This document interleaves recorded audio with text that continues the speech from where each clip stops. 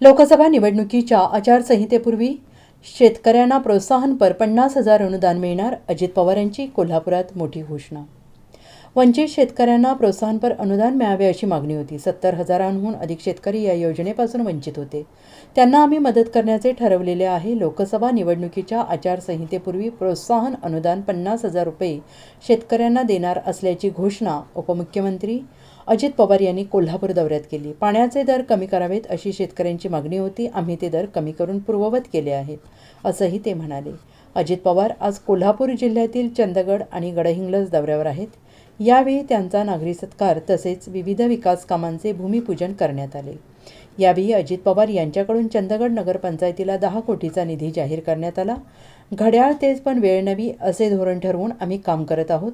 कायदा सुव्यवस्थेच्या बाबतीत विरोधक आरोप करत आहेत. अशा घटना घडत आहेत, पण या सर्व प्रकरणाची आम्ही चौकशी करत आहोत. कोणी मोठ्या बाबाचा असला तरी कायदा आणि संविधान सर्वश्रेष्ठ आहे. दादागिरी आणि गुंडगिरीला बळी पडू नका, असंही ते म्हणालेले आहेत. हॉल सांस्कृतिक बांधायचं मागितलंय, काहींनी निधी मागितलाय. त्याच्यामध्ये पाठीमागे बरेच वर्ष मी नेहमी विचार करायचो की कोल्हापूरला राष्ट्रवादी काँग्रेस पक्षाचा मला पालकमंत्री देता येत नाही. 99 पासून आम्ही का बघतोय. माझा तसा राजकीय जीवनामध्ये संबंध जास्तीचा 99 काळापासून आला. म्हणजे या सगळ्या गोष्टीला जवळपास 24 वर्ष 25 वर्ष झाली, पण राष्ट्रवादीला कधी आपलं पालकमंत्रीपद घेता आलं नाही.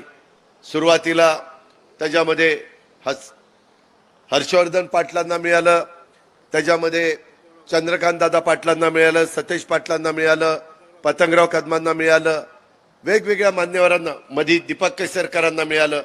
परंतु माझी इच्छा होती की आपल्या मुश्रीफ साहेबांना पण पालकमंत्रीपद मिळावं, कारण ते कशा पद्धतीनं काम करतात हे उभ्या कोल्हापूरवासियांनी महाराष्ट्रातल्या जनतेने पाहिलेलं आहे.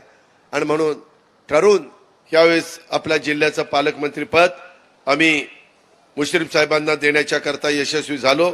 इतर पण बाबतीमध्ये बरेच वेगवेगळे प्रश्न आहेत. फाटकवाडी गटप्रभा प्रकल्पाच्या भिंतीच्या बांधकामासाठी आपण त्या ठिकाणी निधी देतोय.